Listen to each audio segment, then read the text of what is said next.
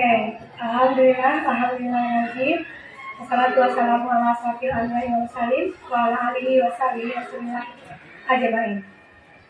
Pertama, mari kita panjatkan puji dan syukur kehadirat Allah Subhanahu wa taala. Karena berkat beliaulah kita semua dapat berkumpul di tempat ini. Dan tak lupa kita panjatkan salawat dan salam kehadirat Nabi Muhammad SAW dengan antara kata Allahumma sholli ala sayyidina Muhammad wa ala ali sayyidina Muhammad. Yang kami hormati Ibu Kepala Sekolah SDN 02 Cipataya, yang kami hormati Ibu Penggerak SDN 02 Cipataya, dan yang kami hormati kalian guru penggerak SDN 02 Cipataya yang akan berbagi destinasi hari ini, dan juga yang kalian hormati yaitu guru dan juga pegawai SDN 02 Cipataya. Nah, bagaimana sudah kita ketahui, acara hari ini merupakan kegiatan diseminasi, yaitu bagaimana pengembangan tentang aset. Jadi hari ini kita akan berpikir bagaimana memanfaatkan aset untuk mengembangkan sekolah kita. Nah, di sini teman-teman calon guru penggerak kita akan berbagi bagaimana bisa mengelola aset yang ada di sekolah untuk kemajuan dan membuat sebuah program yang berdampak kepada siswa. Nah, kepada guru penggerak kita persilakan. Sebelumnya kita minta dulu sambutan dari Ibu Kepala Sekolah SDN 02 Cipataya. Kepada Ibu, kami persilakan. Bismillahirrahmanirrahim. Assalamualaikum warahmatullahi wabarakatuh. Alhamdulillah minasyaitonir rajim. Bismillahirrahmanirrahim. Alhamdulillahirabbil alamin. Wassalatu wassalamu ala asyrofil anbiya'i wal mursalin wa ala alihi washabihi rasulillah ajmain. Asyhadu an la ilaha illallah wa asyhadu anna Muhammadar Rasulullah. Allahumma shalli ala Muhammad wa ala ali Muhammad. Rabbi shrah li sadri wa yassir li amri wahlul 'uqdatam min lisani yafqahu qawli. Yang sama kita hormati Bapak dan Ibu Majelis Guru SD 02 Cipataya, dan yang kami banggakan Bapak dan Ibu guru penggerak yang akan diseminasi hari ini. Baiklah Bapak dan Ibu, barangkali kita tidak berpanjang mukadimah, langsung saja kepada pokok persoalan, yaitu tentang mensosialisasikan atau pengembangan aset sekolah SD 02 Cipataya yang akan nanti disosialisasikan atau disampaikan nanti oleh beberapa orang guru penggerak yang angkatan 11 tahun 2024. Ini merupakan salah satu tugas pula untuk memenuhi indikator-indikator sebagai guru penggerak. Di antaranya sebelum ini juga sudah dilaksanakan sosialisasi di awal kegiatan mulai berjalannya angkatan 11 ini, itu tentang visi dan misi sekolah. Dan dilanjut dengan beberapa kegiatan-kegiatan pendampingan lainnya, itu sudah berjalan kurang lebih 4 bulan. Dan alhamdulillah hari ini mungkin merupakan tugas terakhir yang diseminasi ini oleh guru penggerak. Namun dalam kegiatan ini pada dasarnya kita selalu mendukung. Begitu juga nanti kepada Bapak dan Ibu guru yang lain apabila punya program-program yang lain yang sifatnya bisa meningkatkan kemampuan dan mutu pendidikan di sekolah, kita siap mendukung dan kita selalu memotivasi Bapak dan Ibu untuk mengikutinya. Jadi dalam hal ini apapun bentuk yang sifatnya pengembangan sekolah, baik itu mutu maupun lingkungan sekolah, kita akan selalu support ya Bapak dan Ibu. Dan dalam kegiatan ini nanti akan dibahas itu tentang aset. Nah, kalau dulu kita juga mendapatkan tugas tentang sumber daya. Nah, ini juga termasuk salah satu sumber daya yang bisa digunakan untuk pengembangan dan peningkatan mutu sekolah. Baik itu sumber dayanya manusia maupun bukan manusia atau benda mati. Nah, nanti untuk sekarang ada pula tentang aset yang akan dibahas oleh ibu guru kita atau teman kita nanti sama Bu Reni dan Bu Haryanti. Nah, untuk itu kita berharap selama teman kita menguraikan apa itu aset, mari kita ikuti dengan seksama, dengan sungguh-sungguh. Bersedia Bapak dan Ibu? Alhamdulillah. Nah, selama kegiatan berlangsung, untuk hikmahnya, mari kita kesampingkan dulu itu ada HP atau benda-benda yang lain, ya. Jadi kita kesampingkan dulu HP kita, apakah kita mau taruh di depan atau taruh di belakang. Dan kebiasaan seperti ini akan kita biasakan setiap rapat-rapat seterusnya. Barangkali hanya itu pesan terakhir. Berharap kami kepada Ibu Guru Penggerak dengan adanya diseminasi ini semakin jelas dan semakin memahami apa itu aset. Ya, kemudian mari nanti kita kembangkan dan berdayakan bagaimana aset itu sesungguhnya. Ya Ibu, barangkali itu harapan kita dan juga tingkatkan cara pengelolaan aset itu dengan adanya diseminasi ini nanti. Terima kasih. Assalamualaikum warahmatullahi wabarakatuh. Baiklah, untuk acara selanjutnya kita mulai dengan SBD dulu Bapak Ibu. Assalamualaikum warahmatullahi wabarakatuh. Nah, sebelum kegiatan diseminasi kita mulai, bagaimana kalau biar tidak terlalu tegang kita ice breaking dulu ya Ibu-Ibu ya? Baik.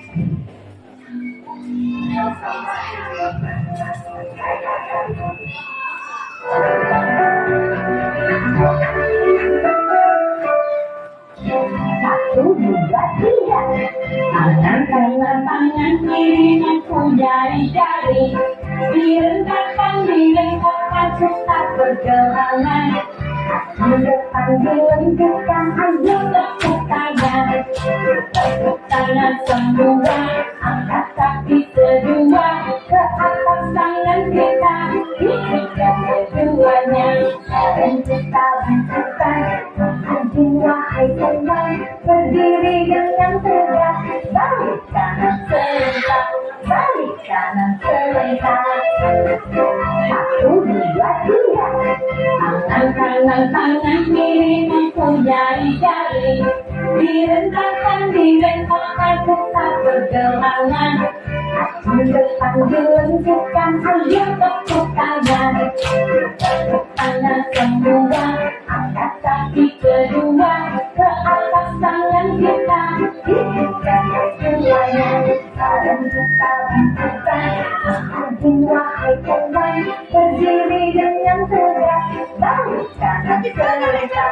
Balik kanan serentak. Tepuk tangan untuk kita semua. Alhamdulillah.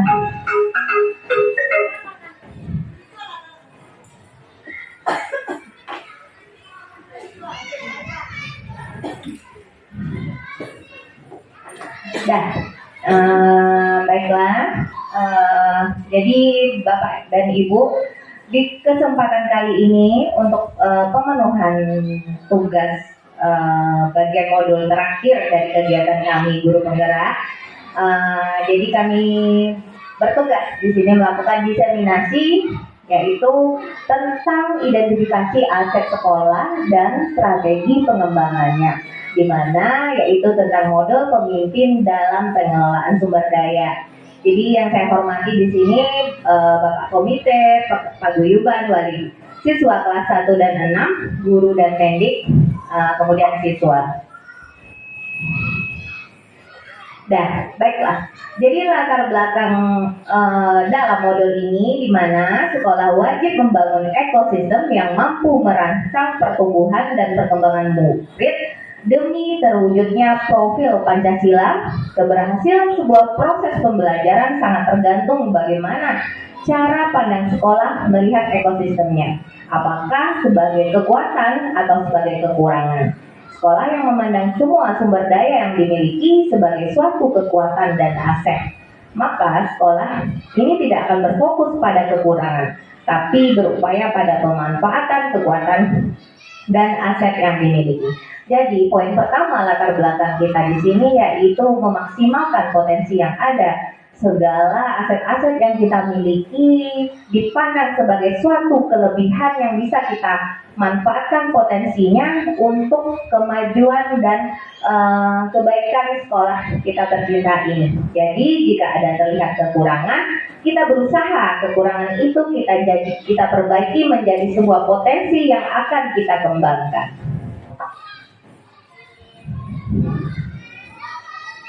Lalu identifikasi sumber daya sekolah dilakukan secara kolaboratif agar semua warga sekolah dapat bersama-sama mengetahui dan memanfaatkannya untuk meningkatkan kualitas pendidikan.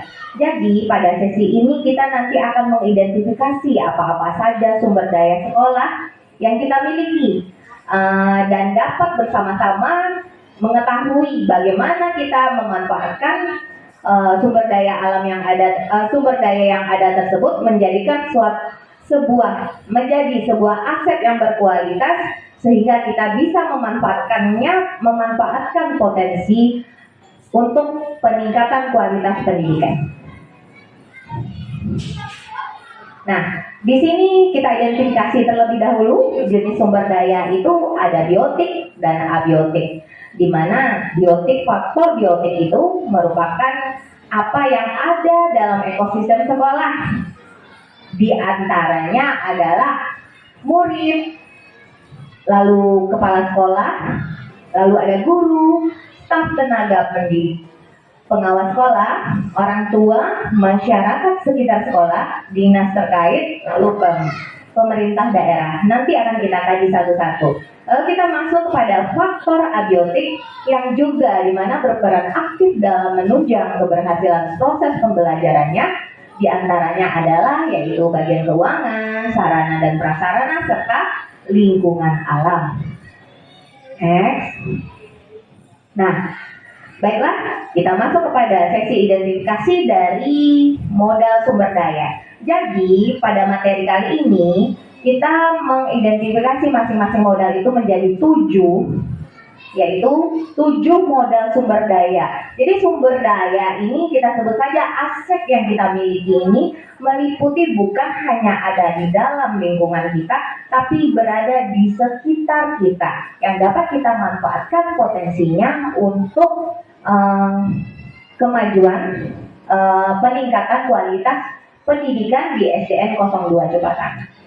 Yang pertama yaitu modal manusia, di mana yang pertama kepala sekolah. Nah, kita mempunyai kepala sekolah yaitu Ibu Yusnimani SPD MPD, di mana kualifikasi pendidik kualifikasi pendidik terakhirnya yaitu S2 manajemen dan juga sudah profesional mempunyai sertifikat pendidik.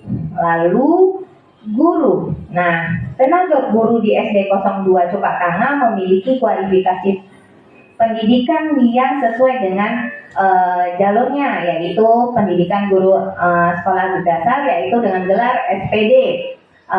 Ada guru kelas, ada guru PAI juga, guru olahraga juga. Nah, pada umumnya sudah memiliki sertifikat pendidik. Tidak berapa yang belum dan masih ada juga dalam proses untuk menjadi guru profesional. Lalu tenaga kependidikan. Tenaga kependidikan kita ada tenaga keperpustakaan, tata usaha, operator, satpam juga, dan penjaga sekolah. Lalu yaitu alumni. Nah, alumni ini juga sudah tersebar di berbagai aspek pendidikan dan juga sudah mempunyai pekerjaan di bidang masing-masing yang berasal dari SDN 02 Cupak Tangah tentunya, dan secara tidak langsung juga menjadi wali murid juga di sekolah kita yang sering memberi semacam masukan atau bantuan terhadap kegiatan atau program yang sedang kita jalankan. Lalu masyarakat sekitar kita yang berada di sekitar sekolah SDN 02 Cupak Tangah yang selalu memberikan support tentang kegiatan dan program yang akan kita kerjakan. Masyarakat kita juga terdiri dari berbagai lapisan masyarakat dan tingkat pendidikan yang berbeda-beda. Lalu komite. Nah, komite inilah yang selalu memberikan masukan atau support terhadap semua program-program yang memang butuh bantuan, baik itu berupa dana, tenaga, atau apa saja terhadap program-program yang dijalankan oleh SDN 02 Cupak Tangah.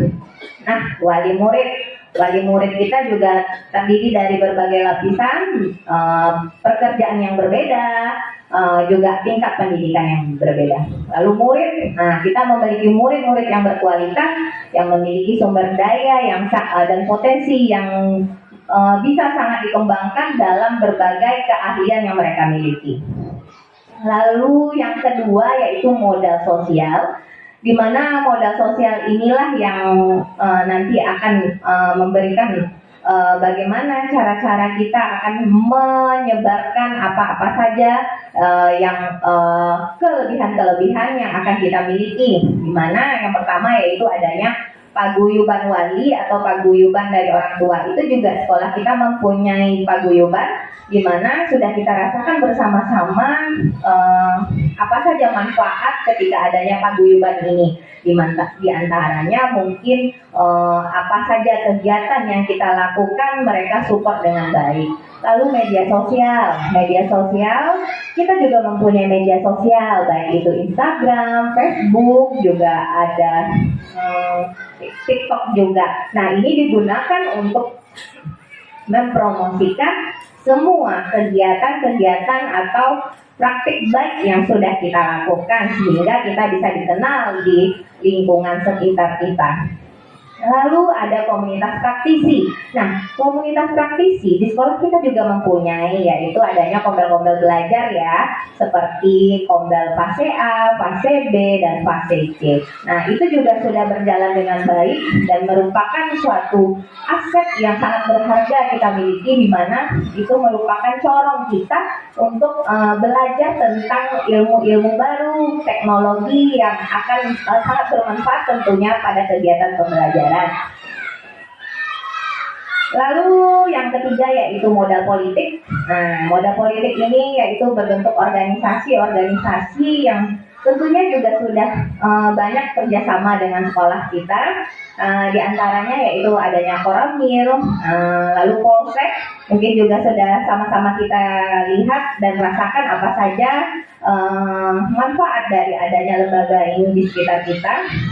Lalu pemerintah desa, yaitu dari RT, RW, lurah, camat. Nah, ini juga sangat berguna. Misalnya aset ini yang mensupport ketika adanya semacam kebijakan-kebijakan dari pusat, seperti adanya PIP.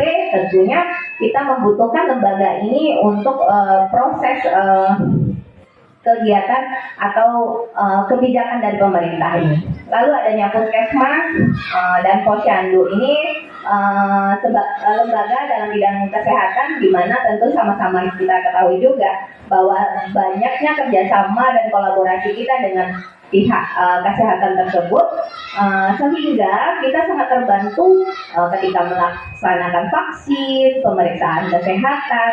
Nah, jadi ini juga sangat bermanfaat sekali untuk aset yang ini. Lalu adanya LPM, terus kampus UNAM, kampus PLB. Nah, ini juga merupakan aset untuk peningkatan pendidikan di sekitar sekolah kita. Lalu yang keempat yaitu modal agama dan budaya. Di mana yang pertama yaitu ada majelis taklim. Nah, majelis taklim tentu sangat bermanfaat mungkin bagi peningkatan bagaimana pendidikan agama bagi orang tua atau wali murid kita ya. Semacam ilmu, memberi ilmu tentang apa-apa saja dalam kehidupan. Lalu sanggar seni. Nah, sanggar seni ini juga semacam lembaga yang sangat mensupport terhadap kegiatan ekstra atau keahlian tambahan yang dimiliki anak-anak kita. Misalnya yang tidak tercover di sekolah dengan kegiatan ekstrakurikuler kita, mereka bisa memanfaatkan sanggar seni ini untuk meningkatkan kualitas atau meningkatkan suatu kemampuan yang mereka miliki. Lalu TPQ, Taman Pembacaan Al-Quran. Nah, ini juga suatu tempat atau lembaga yang sangat luar biasa untuk peningkatan bagaimana cara anak-anak kita membaca Quran dengan baik. Jadi sehingga terbantu juga kita di sekolah dengan adanya lembaga ini. Anak-anak kita menjadi ahli membaca Quran dan menghafal Quran juga tentunya. Lalu yang kelima yaitu modal fisik. Nah, ini modal fisik ini menyangkut dengan apa yang ada di sekolah kita, khususnya yang pertama yaitu ruang kelas. Nah, kita memiliki ruang kelas yang cukup, yang sangat baik, karena sama-sama kita ketahui kelas kita baru selesai dibangun, jadi sudah dibilang sangat-sangat baik untuk melaksanakan kegiatan pembelajaran.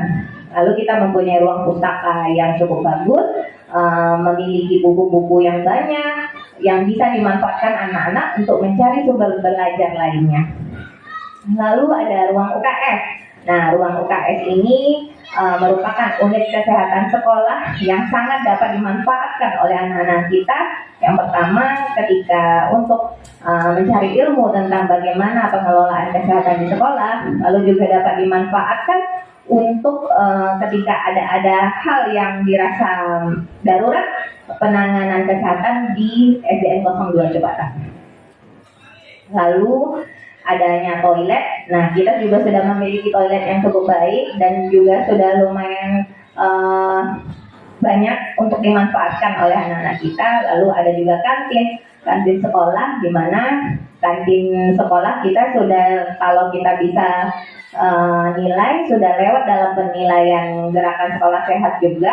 Nah, punya potensi juga untuk dikembangkan menjadi lebih baik, sehingga aset gizi anak-anak kita dapat juga terjaga dengan baik ketika kantin sekolah ini kita manfaatkan juga dengan semestinya. Lalu adanya musola sekolah yang dapat kita manfaatkan untuk kegiatan agama anak-anak kita, yaitu misalnya contoh sholat berjamaah, nah, atau pembacaan tahfiz Quran. Nah, ini kita manfaatkan untuk hal tersebut. Lalu adanya halaman sekolah. Nah, halaman yang cukup baik juga untuk melaksanakan kegiatan selain dalam kelas ya ibu-ibu. Jadi halaman sekolah tersebut dapat kita manfaatkan misalnya untuk kegiatan upacara, kegiatan olahraga, serta kegiatan pembelajaran yang juga tidak dilakukan di dalam. Lalu yang keenam yaitu modal lingkungan alam. Nah, di sini yang pertama yaitu kami menemukan mengidentifikasi yaitu taman sekolah. Nah, kita walaupun taman sekolah kita belum maksimal, tapi kita sudah mempunyai modal untuk dimaksimalkan pemanfaatannya, tidak hanya sebagai pajangan atau hiasan, tapi juga dapat kita manfaatkan untuk kegiatan pembelajaran, di mana yang tentunya nanti bisa memanfaatkan apa-apa hal jenis-jenis hal-hal yang ada pada taman sekolah tersebut. Lalu jalan. Nah, sekolah kita juga terletak di dekat jalan ya ibu-ibu. Nah, itu jadi suatu modal juga buat kita, karena secara tidak langsung kita akan terus dilihat orang ketika orang melewati jalan tersebut. Lalu sungai, nah di sekitar sekolah kita atau di sekitar daerah kita ini juga kita memiliki sungai, di mana juga bisa menjadi tempat rekreasi anak-anak kita atau tempat biotik atau pembelajaran lingkungannya yang dapat diambil dan disesuaikan dengan kegiatan pembelajaran. Lalu yang terakhir yaitu modal finansial, di mana finansial yang pertama yang ada di sekolah kita yaitu dana BOSP, di mana dana BOS ini kita juga diberi oleh pemerintah untuk dimanfaatkan kegunaannya untuk menunjang kegiatan proses belajar dan mengajar siswa kita. Lalu ada uang infak. Nah, kita juga ada melakukan uang infak ini di mana pemanfaatannya tentunya untuk kegiatan keagamaan juga dan hal-hal yang dirasa perlu nantinya. Lalu koperasi, nah kita juga memiliki koperasi yang dimana koperasi ini menampung segala apa yang dibutuhkan oleh murid-murid kita, misalnya seragam sekolah, adanya buku, LKS, nah itu bisa kita dapatkan di koperasi sehingga tidak menambah pekerjaan guru lainnya. Lalu adanya bantuan sosial dari kegiatan. Nah mungkin ini seperti jika ada kegiatan yang darurat atau apa, nah kita akan melakukan pemungutan dana atau apa untuk sebagai bantuan sosial terhadap kegiatan tersebut. Nah, baik, masuk kita kepada pembahasan yang terakhir ini Bu-Ibu, di mana untuk memanfaatkan semua ketujuh modal-modal yang kita miliki tersebut, tentu adanya pendekatan yang akan kita lakukan. Nah, di sini kami memilih yaitu pendekatan berbasis aset, di mana asset based approach adalah sebuah konsep yang dikembangkan oleh Dr. Catherine Kramer, seorang ahli psikologi yang menekuni kekuatan berpikir positif untuk pengembangan diri.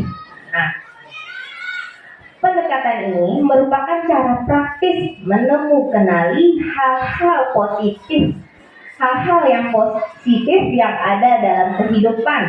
Nah, artinya di mana kita untuk memanfaatkan aset-aset tersebut perlu kita menemukan terlebih dahulu apa saja yang bisa kita manfaatkan atau kita gali potensinya untuk kemajuan kita di SDN 02 Cepak Tangani ini. Setelah kita temukan, lalu kita kenali, kita identifikasi apa-apa saja yang perlu kita manfaatkan untuk apa saja yang kita butuhkan tersebut. Lalu dengan menggunakan kekuatan sebagai tumpuan berpikir, kita diajak untuk memusatkan perhatian pada apa yang berjalan dengan baik. Nah, yang menjadi inspirasi, yang menjadi kekuatan atau potensi yang positif. Artinya, ketika kita sudah menemukan suatu potensi atau aset yang dimiliki, mari kita manfaatkan dengan baik. Nah, jika ada kekurangan-kekurangan, apapun bentuk kekurangan hal tersebut, jangan hal tersebut yang perlu dikemukakan. Namun, hal tersebut, kekurangan itulah yang menjadi kekuatan kita untuk menjadikannya sebagai kelebihan yang dapat kita manfaatkan sehingga menjadi potensi yang positif. Nah, baik Bapak dan Ibu, dari kesemua hal tersebut, mari bersama-sama kita memanfaatkan aset-aset yang ada di sekitar kita sebagai suatu potensi untuk pengembangan sekolah kita menjadi lebih baik. Jika ditemukan kekurangan, mari jangan kekurangan itu yang kita angkat, yang menjadi suatu bahan pembelajaran, tapi jadikan kekurangan itu menjadi acuan kita untuk menjadikannya menjadi kelebihan. Baik Bapak dan Ibu, sampai di sini pembahasan saya tentang pemanfaatan aset ini. Jika ada pertanyaan, insya Allah saya akan mencoba menjawabnya.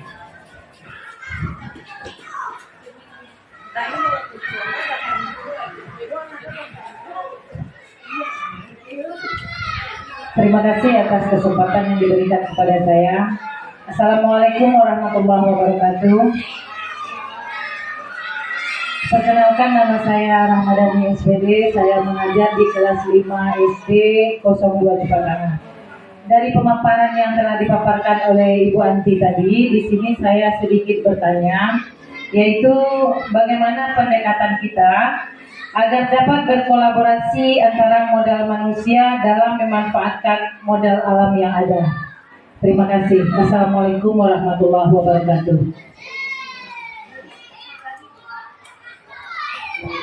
Assalamualaikum warahmatullahi wabarakatuh. Perkenalkan, nama saya Gusmayenti, mengajar di kelas 6B.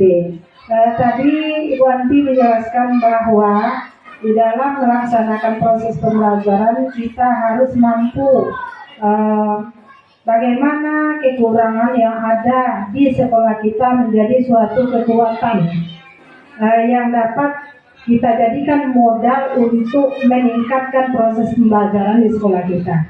Nah, yang saya tanyakan di sini, bagaimana langkah-langkah yang bisa Ibu Anti dan Ibu Reni lakukan sehingga apa kekurangan yang ditemukan di sekolah kita ini menjadi suatu kekuatan dan kelebihan untuk dimanfaatkan demi terciptanya kemajuan di sekolah SD 02 Cipatangan. Terima kasih. Assalamualaikum warahmatullahi wabarakatuh.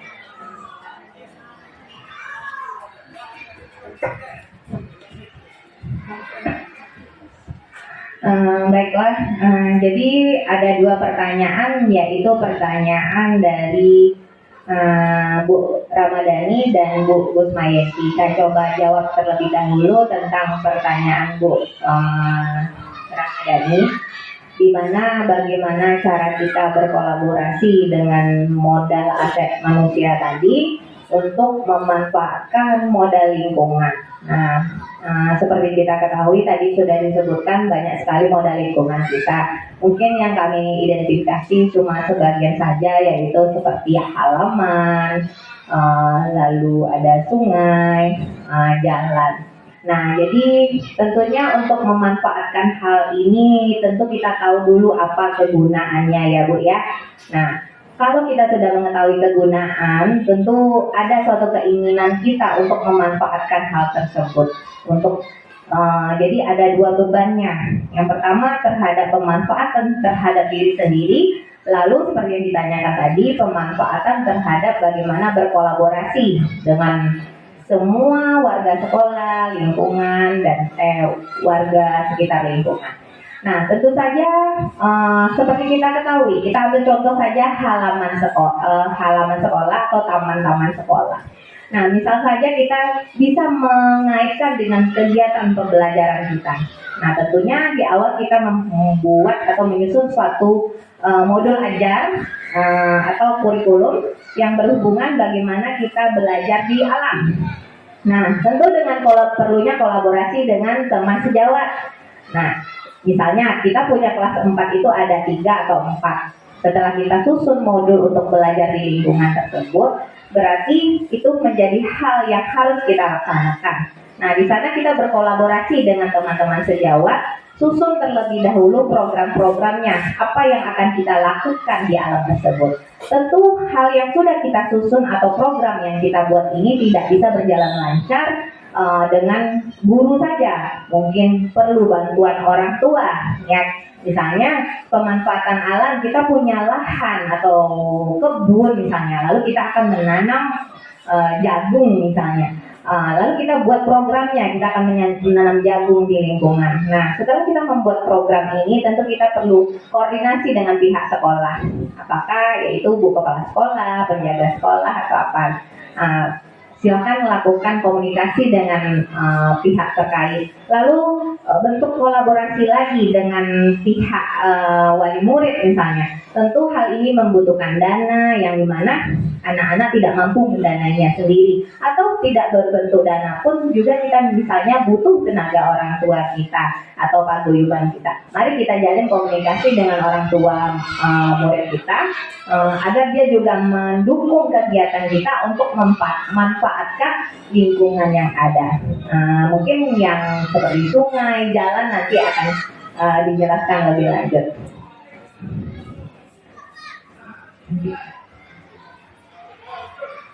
Lalu satu aja contohnya ya Bu. Lalu pertanyaan kedua tadi yaitu bagaimana cara kita menyikapi atau strategi kita menjadikan kekurangan itu sebagai suatu kelebihan yang harus kita kembangkan potensinya. Tentu dalam hal kita mengidentifikasi aset tadi, kita akan menemukan, wah ini bisa kita manfaatkan. Nah, ada hal berbeda lainnya, ini bisa kita manfaatkan, namun terdapat kekurangan. Misalnya kalau lingkungan tidak layak pakai, atau misalnya tidak bisa dimanfaatkan, atau dengan berbagai macam kekurangannya. Nah, caranya, mari kita sama-sama mencari alternatif lain untuk memanfaatkan yang ada. Misalnya, kalau kita tidak bisa menggunakan kelas tersebut, mungkin kita bisa belajar di lingkungan, misal belajar di lingkungan alam yang ada. Jadi, nah kalau ketika kita belajar di lingkungan yang ada, padahal sebenarnya karena kita tidak bisa memanfaatkan kelas tersebut, namun kelebihannya anak-anak kita dapat memanfaatkan lingkungan alamnya untuk belajar lebih luas lagi terhadap materi pembelajaran yang berhubungan juga tentunya dengan alam tersebut. Jadi di mana setelah kita mengidentifikasi apa kekurangan tersebut, nah jadi jangan kekurangan itu membuat kita putus asa untuk berkarya, untuk melakukan segala sesuatu. Namun ketika kita menemukan kekurangan, mari kita cari jalan keluarnya, bagaimana menjadikan kekurangan itu bisa kita antisipasi dengan potensi yang ada yang lainnya. Seperti yang saya sebutkan tadi, tidak bisa belajar kelas, kita mungkin bisa belajar di lingkungan kita, memanfaatkan lingkungan kita.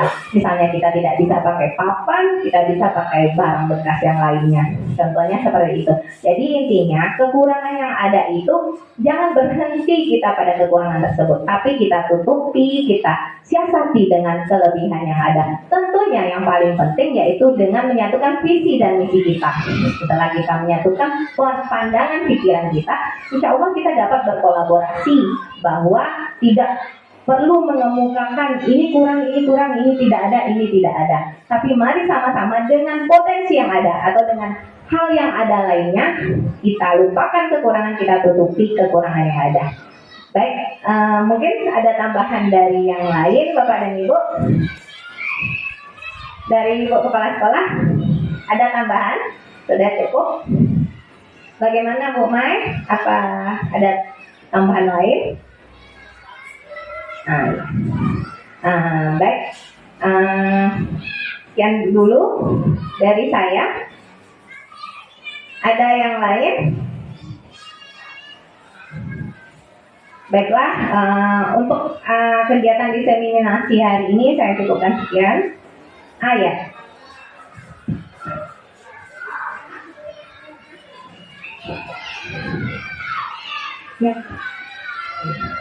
Ya. Oke. Assalamualaikum warahmatullahi wabarakatuh. Waalaikumsalam. Terima kasih kepada bahwasanya saya bukan memberikan pertanyaan ya.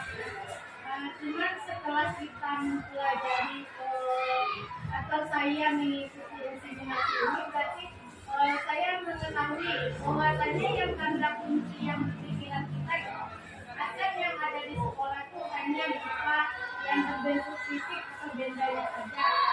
Yang kita ketahui selama ini aset yang kita miliki di sekolah ini berupa kayak meja, kursi, bangunan, ibaratnya fisiknya nampak sama kita lah gitu kan.